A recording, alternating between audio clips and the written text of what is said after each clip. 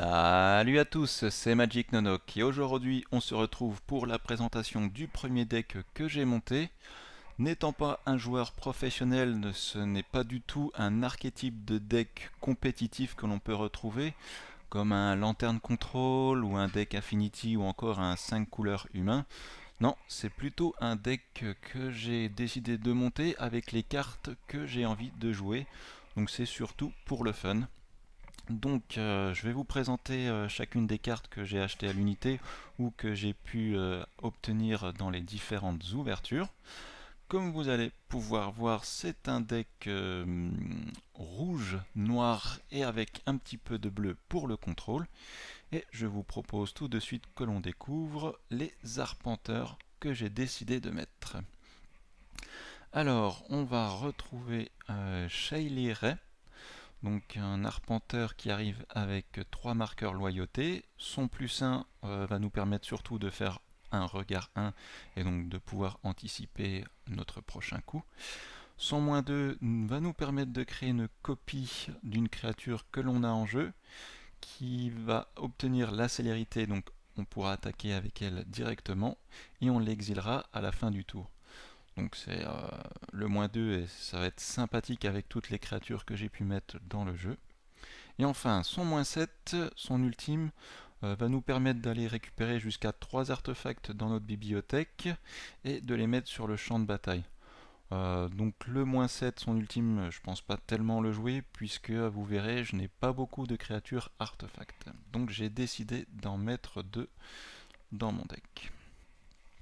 Ensuite, on va retrouver 2 Chandra, donc très bon arpenteur avec 4 marqueurs loyauté.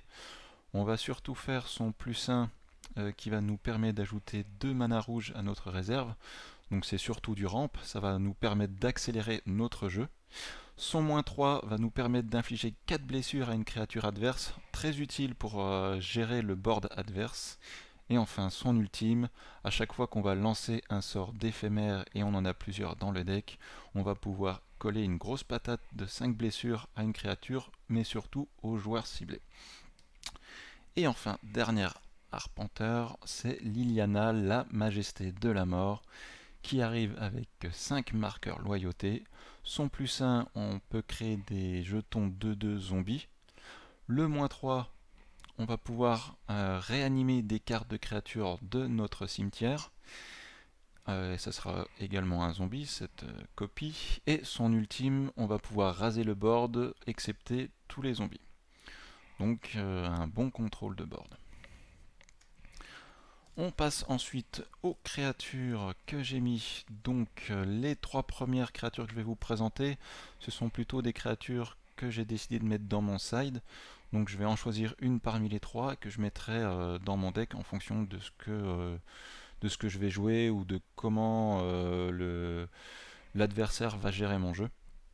Donc la première, c'est un dinosaure 6/6 pour 6 en noir qui a le contact mortel et qui pour 1 surtout, on le révèle dans notre main et on met un marqueur proie sur une créature adverse et quand il arrive en jeu, notre dinosaure il va détruire toutes les créatures avec un marqueur proie. Donc pouvoir gérer le board adverse et surtout lui mettre la pression quand on va cibler ces créatures une par une. Ensuite, le dieu scorpion, qui est une créature rouge et noire, avec un gros body, 6/5, donc ça va être difficile à l'adversaire de le gérer. Il va surtout nous permettre de mettre des marqueurs -1/-1 via, en payant 3. Et quand une créature avec un marqueur meurt, on va pouvoir piocher. Donc c'est un petit moteur de pioche. Et surtout, comme c'est un dieu, quand il meurt, on va pouvoir le renvoyer dans notre main au début de l'étape de fin. Ensuite, l'annonciateur de gloire qui est une créature vol 4/4 pour 5 en rouge et qui a la célérité. Donc quand on va la jouer, on va pouvoir attaquer directement et on peut décider de la surmener, c'est-à-dire qu'elle ne va pas se dégager pendant notre prochaine phase. Par contre, elle va pouvoir infliger 4 blessures à une créature non dragon. Donc avec elle, on va pouvoir mettre un petit coup de pression à notre adversaire et en même temps lui gérer une créature. Ensuite, le dieu scarabée qui est un dieu, donc une 5-5 pour 5, très bien. Et c'est surtout au début de l'entretien de notre adversaire, il va perdre X points de vie et on peut appliquer le regard X, donc X étant le nombre de zombies que je contrôle. Donc vous allez voir, j'ai pas de créatures zombies directement dans mon deck, mais on a pu voir par exemple avec Liliana que je vais pouvoir créer des petits tokens zombies ou même réanimer des créatures en tant que zombies. Donc ça combote bien. Et surtout pour 4, on va pouvoir exiler une carte depuis un cimetière et on va en créer une copie qui est en plus une 4-4 noire zombie. Et enfin, si le dieu vient à mourir, il va le revenir directement dans notre main. Donc j'en ai mis 3 dans ce deck. J'ai également décidé de mettre un virtuose des voltigeurs, une 2-3 pour 3, c'est pas ouf, mais c'est surtout, quand il arrive en jeu, il va pouvoir nous faire gagner 3 marqueurs d'énergie. Donc les marqueurs d'énergie, vous allez voir que je vais en avoir besoin dans certains cas. Donc son deuxième coup, payer 3 marqueurs d'énergie pour créer un jeton, ça nous sert pas du tout. Donc j'ai décidé d'en mettre 3. Le petit phénix ravivé, une 4-3 vol pour 4, bien sympathique, surtout quand il meurt, il va créer une sorte d'œuf phénix qui, au début de notre prochaine phase, donc la prochaine fois qu'on va jouer, on peut sacrifier l'œuf de phénix et on ramène en jeu une carte phénix ravivé de notre cimetière et elle a la célérité jusqu'à la fin du tour. C'est très fort car si l'adversaire n'arrive pas à gérer ce petit œuf, il va voir à chaque fois des phénix débouler sur le champ de bataille. Ça va être très dur pour lui de les gérer et c'est surtout que comme il a le vol, généralement il va se prendre directement 4 points de dégâts quand le phénix va revenir en jeu. Donc j'en ai mis 4. Et comme vous avez pu voir avec les arpenteurs, soit je peux créer des copies, soit je peux réanimer des cartes de mon cimetière, donc des phénix, il va en voir beaucoup sur le champ de bataille et régulièrement. J'ai également mis en début de game la siphonneuse de la manche étincelante, une 2-1 pour 2 en noir, qui a la menace, c'est-à-dire qu'elle ne peut pas être bloquée excepté par au minimum 2 créatures. Et c'est surtout que quand elle arrive en jeu et quand elle attaque, je gagne un marqueur d'énergie. Donc ça combote bien avec le virtuose qu'on a vu juste avant. Et je peux également payer 2 marqueurs d'énergie et je peux piocher et perdre un point de vie. Très bon moteur de pioche en début de game. Donc j'en ai mis 4. Et enfin, j'ai décidé de mettre une carcasse mécanique bleue. Donc une 5-6 pour 6, c'est pas mal. Elle a le flash et surtout, quand elle arrive en jeu, je vais pouvoir jouer une carte d'éphémère depuis mon cimetière sans payer son coût et je l'exile à la fin. Et vous allez voir, des cartes éphémères qui gèrent le board, j'en ai pas mal. Du coup, je vais pouvoir m'amuser à dégager les créatures adverses qui me posent problème. Et en plus avec mes cartes qui permettent soit de créer des copies, soit de créer de la réanimation depuis mon cimetière, je vais pouvoir très vite m'amuser avec mes cartes d'éphémère.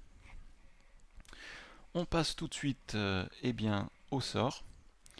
Donc j'ai décidé de mettre 2 mépris de Vraska. Donc pour 4 noirs, je peux exiler la créature ciblée ou le planeswalker ciblé et je gagne 2 points de vie. C'est un très bon removal, surtout si on veut gérer les planeswalkers de notre adversaire. Et en plus, on gagne des points de vie. Tout bénef. Voilà, j'en ai mis 2. Ensuite, poussée fatale, donc un éphémère pour 1, c'est un très très bon removal. Donc on peut par défaut se débarrasser d'une créature adverse dont le coût converti de mana est inférieur ou égal à 2. Et si on peut jouer la révolte, donc c'est-à-dire si un permanent que je contrôle a quitté le champ de bataille ce tour-ci, je vais pouvoir gérer des créatures dont le coût converti est égal jusqu'à 4. C'est vraiment sympathique, surtout pour 1. Donc là, j'en ai mis 3. Ensuite, la giclée de magma, toujours un éphémère pour un rouge, j'inflige 2 points de blessure. Et si la créature meurt, je vais pouvoir l'exiler à la place. Donc je vais pouvoir me débarrasser définitivement des créatures qui me posent problème. Fissuration, de nouveau un éphémère, cette fois-ci pour 2 rouges. Soit j'inflige 3 points de blessure, soit je détruis un artefact ciblé. Donc là, pareil, je gère toujours le board adverse. L'éclair maîtrisé, donc pour 2, je cible une créature, je gagne 3 marqueurs d'énergie, et ensuite je peux dépenser le nombre de marqueurs d'énergie que je veux pour infliger des blessures à cette créature. Donc comme on a pu voir, déjà là je peux avoir déjà au minimum 3 blessures, mais avec mes autres cartes qui créent des marqueurs, je vais pouvoir infliger encore plus de points de dégâts. Donc j'en ai mis 4. Voilà pour ce qui est des sorts. Et enfin, pour pouvoir avoir la mana suffisante pour jouer du rouge, du noir et du bleu, qu'est-ce que j'ai mis en terrain? Alors, pour commencer, les catacombes noyées, qui est un terrain qui produit du bleu ou du noir, et il arrive engagé à moins que je contrôle une île ou un marais. J'en ai mis 2, voilà. Ensuite, l'estuaire pollué qui est un petit fetchland. Donc je paye un point de vie, je le sacrifie, et je vais pouvoir chercher une île ou un marais dans ma bibliothèque. Et vous allez voir que j'ai d'autres cartes qui sont à la fois île et marais, comme le bassin fétide. Il arrive en jeu engagé, mais je peux également faire du recyclage pour 2, c'est-à-dire que je peux piocher une carte si j'en ai pas besoin. Donc pour aller chercher autre chose. J'ai mis un centre d'éther, pour l'instant j'en ai qu'un seul, mais je compte en mettre un de plus. Donc lui, pareil, il va me créer un petit marqueur d'énergie, je vais pouvoir produire de l'incolore, et si j'enlève un marqueur d'énergie, je peux créer un mana de la couleur de mon choix. Très utile. Ensuite, on va passer au noir et rouge. Donc marais et montagne, le canyon croupissant. Donc comme précédemment, donc, il arrive engagé et je peux faire du recyclage. J'en ai mis 2. J'ai mis un petit fetchland fondrière sanguinolente pour aller chercher un marais ou une montagne en payant un point de vie. Là j'en ai mis 2. Oups. Ensuite, toujours en rouge et en noir, marais et montagne, une crypte de sang. Donc il arrive en jeu engagé à moins que je ne paye 2 points de vie. J'en ai mis un. Sommet du crâne dragon, donc un terrain qui me produit de nouveau du rouge ou du noir. Il arrive engagé à moins que je contrôle déjà un marais ou une montagne. J'en ai mis 2. Conduit de vapeur, une île et montagne, donc qui arrive engagé à moins que je paye 2 points de vie. J'ai mis 4 canals du belvédère, donc qui me produit du rouge ou du bleu, et qui arrive engagé à moins que je contrôle 2 autres terrains ou moins. Donc là, j'en ai mis 4. Et pour finir, un petit fetchland, le Scalding Tarn. Donc pareil, je paye 1 point de vie, et je peux aller chercher une île ou une montagne. Et bien voilà, c'est tout pour cette présentation de mon deck noir, rouge et bleu.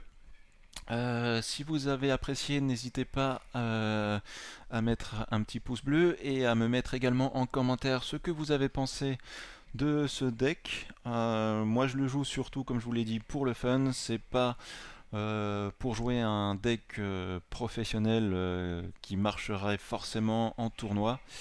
Je vous dis à très bientôt pour de nouvelles découvertes, surtout les produits Dominaria qui sortent dans une semaine. Allez, à plus, ciao ciao!